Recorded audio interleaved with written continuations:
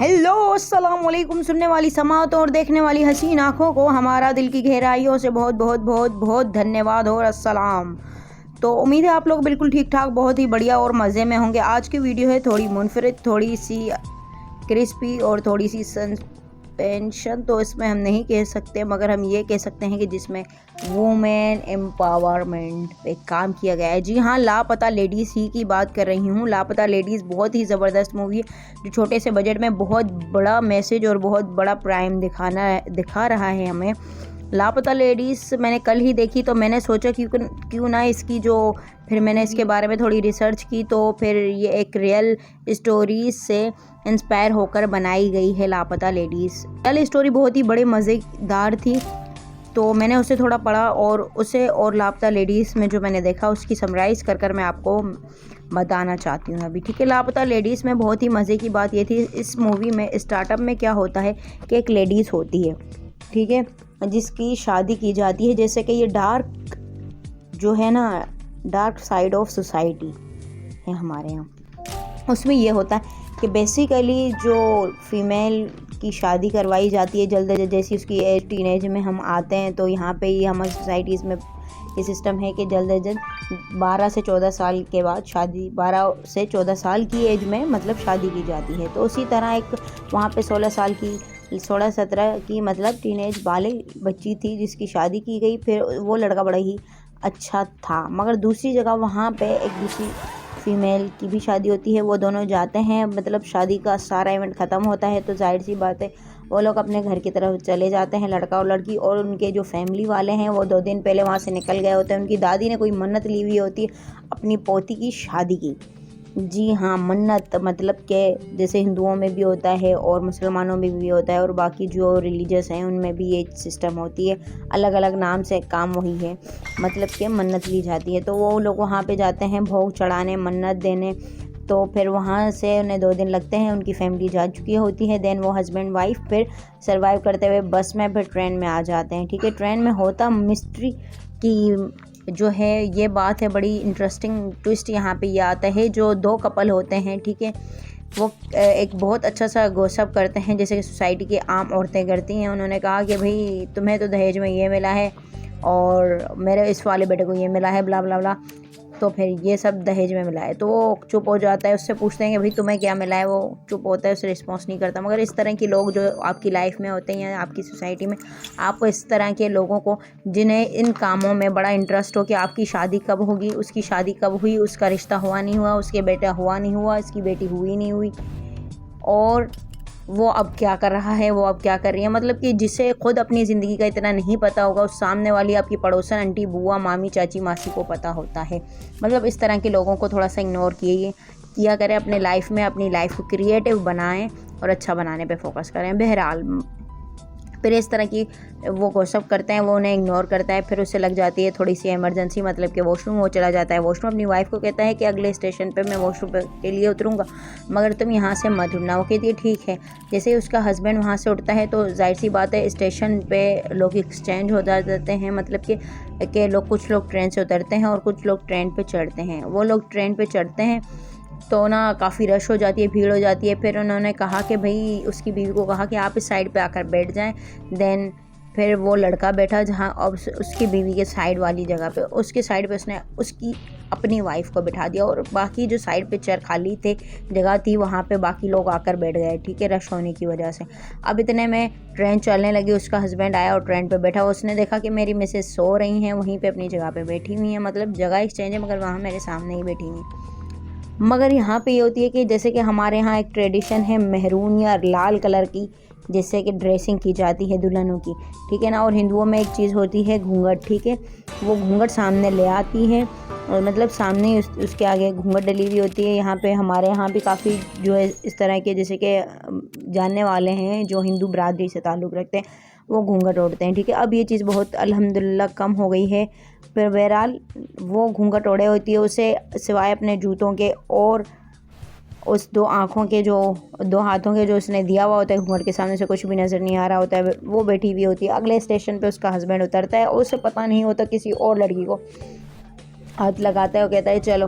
वो लड़की कहती है शायद ये मेरा हस्बैंड, क्योंकि लड़के की भी होती है थोड़ी सी समझो बादामी कलर की जो ड्रेसिंग है, वो दोनों वो वही समझ कर उतर जाती है। फिर उसे देखती है मगर फिर भी वो कुछ नहीं कहती, वो कहता है चलो चलो चलो, वो चुप हो जाती है और चलती है, ट्रेन से उतर जाती है और वो लोग चले जाते हैं अपने घर। घर जाने के बाद पता चलता है कि ये तो भाई मेरी मिसेस है ही नहीं। हाँ, यहाँ पे लग जाता है उन्हें शौक।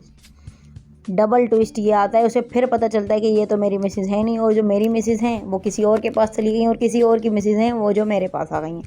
उसके बाद होता क्या है, सब गांव वाले उसका मजाक उड़ाते हैं कि तुमसे एक बीवी नहीं संभाली गई, एक औरत तुम घूम करके आ गए हो तो तुम्हें पता नहीं चला। देन ये सब होता है। उसके बाद फिर वो जाता है थाने में, रिपोर्ट करवा लेता है। उसका जो दूसरे वाली का हस्बैंड होता है बड़ा ही लालची इंसान होता है, कहता है चलो चली गई, कम से कम मुझे एक 125 बाइक मिल गई। यहाँ जैसे कि यहाँ पे थोड़ा सा मैं ये बताती है आप लोगों को, चलो हमारे सोसाइटी में, पाकिस्तान में भी, सिर्फ इंडिया में नहीं बल्कि पाकिस्तान और बांग्लादेश में भी इस तरह की जो कास्ट के लोग और इस तरह की सोच के लोग रहते हैं जहाँ पे दहेज को अहमियत दी जाती है।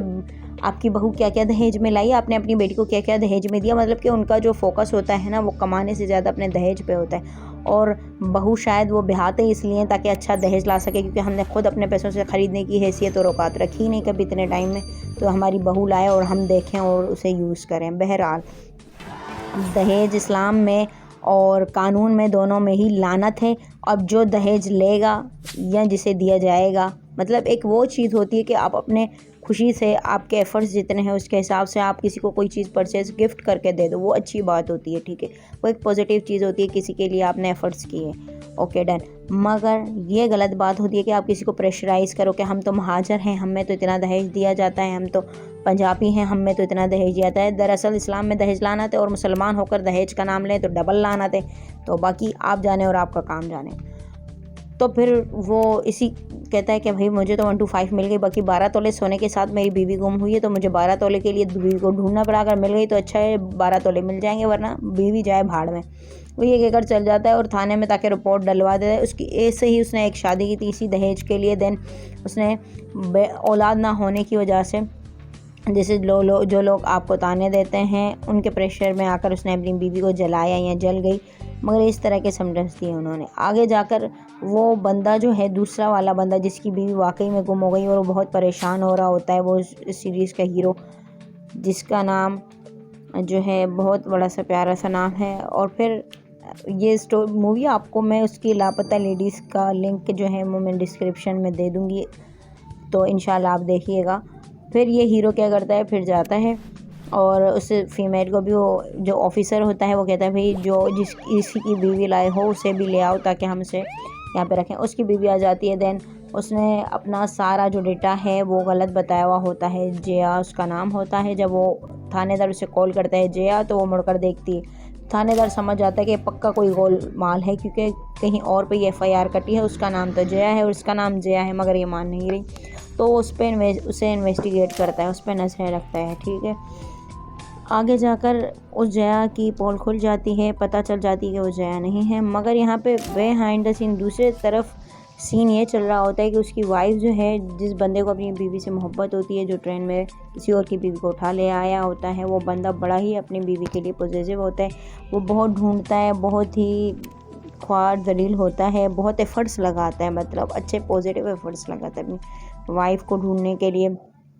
तो जया अब मतलब पुलिस वाले के हाथों में आने से पहले ये एक गुड काम कर लेती है, प्लस पॉइंट वाला, कि जया उसकी बीवी के, अपनी जो जेठानी होती है बज़ाहिर उससे उसकी फेस की जो है ड्राइंग बनवाती है और उसे काफ़ी सिटीज़ में पोस्ट करवाती है, जहाँ से पता चल जाता है कि ये इसकी वाइफ यहाँ है। इस तरह ये जो पोस्ट है वो जहाँ पे अच्छा, अब यहाँ पे ये होता है जो उसकी बीवी होती है वो स्टेशन पे जहाँ पे जाती है, एक छोटा सा लड़का होता है जो एक समोसे की ठेले पे काम कर रहा होता है कैबिन पे। तो वहाँ पे एक अम्मा होती है जो उन्हें साया दे देती है, मतलब कि उन्हें हेल्प करती है, उस वक्त सपोर्ट करती है। देन वो अम्मा कहती है कि एक बहुत बड़ी प्यारी सी बात कहती है, कहा मेरा बेटा भी था और मेरा शौहर भी था, मुझे मारते थे और मेरा खाते थे।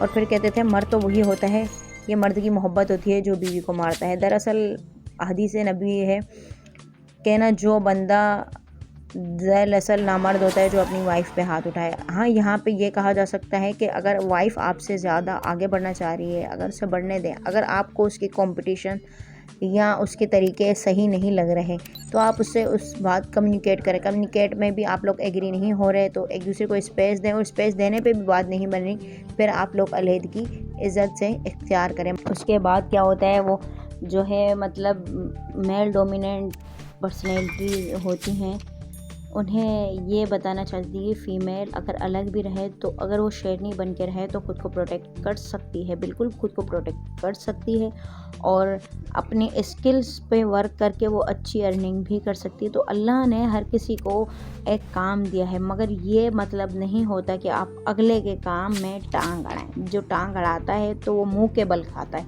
बहरहाल फिर उन्हें जब उस लड़की ने देखा कि भाई फाइनली ऑटो वाला आया, देन उसने बताया कि भाई ये रहा नंबर और ये चीज़ हैं, फूलन देवी और सूरजमुखी उस गांव का नाम है।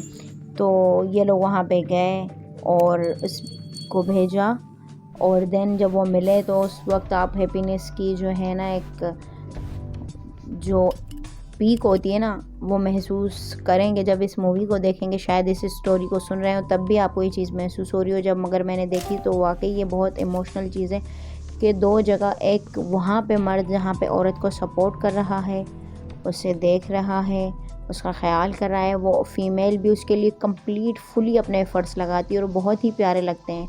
वहाँ पे भी वो एक उससे जब केबिन वाली समोसे वाली के पास वो काम करती तो एक बहुत प्यारी सी बात की थी जो मुझे बहुत ज़्यादा पसंद आई। उसने कहा कि मेरे शौहर मतलब जो मेरे पति हैं बहुत ही अच्छे हैं, वो मुझे पढ़ने से ज़्यादा मतलब उन्हें शौक़ था कि मैं कोई ना कोई काम करूं। उसके पास स्किल्स थे मगर वो घर के कामों को ही ज़्यादातर, जो एक फ़ैमिली हमारे सामने मेंटल सेट बनाती है वही उसकी बनी हुई थी माइंड सेट। तो फिर वो कहती है कि नहीं, मैं जब अब इस बार अपने पति के पास जब हम मिलेंगे तो मैं वहाँ पे कोई ना कोई छोटा बड़ा अपना काम शुरू करूँगी जो मेरा काम होगा और इसे मैं बहुत अच्छे से कर सकती हूँ। तो इसी तरह कि आपके पास लाजमी नहीं कि आप जॉब करें, लाजमी नहीं कि आप बिज़नेस वूमेन बने, बाहर जाएं, मार्केटिंग करें। मल्टीपल जो आपके अंदर है मौजूद, जो आपका अंदर का टैलेंट है जिस पे आप वाकई काम कर सकती हैं और इज़्ज़त के साथ, बड़ी मजबूती के साथ। एक होती है ज़हनी मजबूत बनना, जिस्मानी मजबूत औरत नहीं होती मर्द के मुकाबले मगर ज़हनी मजबूत होती है,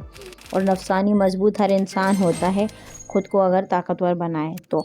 बहरहाल फिर ये होता है कि एंड में वो सब मिल जाते हैं और फिर ये जो जिया है उसकी स्टोरी फिर जाकर खुलती है, क्योंकि जिया पढ़ना चाहती थी, पढ़ने के साथ साथ उसके जो बाबा हैं उसने ज़मीन बेच दी बेटियों की शादी के लिए। तो वो चाहती थी कि ज़मीनें हम लोग कारोबार करें, इससे आगे बढ़ाएं, सारी उम्र की जमा पूंजी एक जगह पे लगाना, वो भी किसी और के हाथ में देना, ये अक्लमंदी नहीं है, बिल्कुल ऐसे ही है।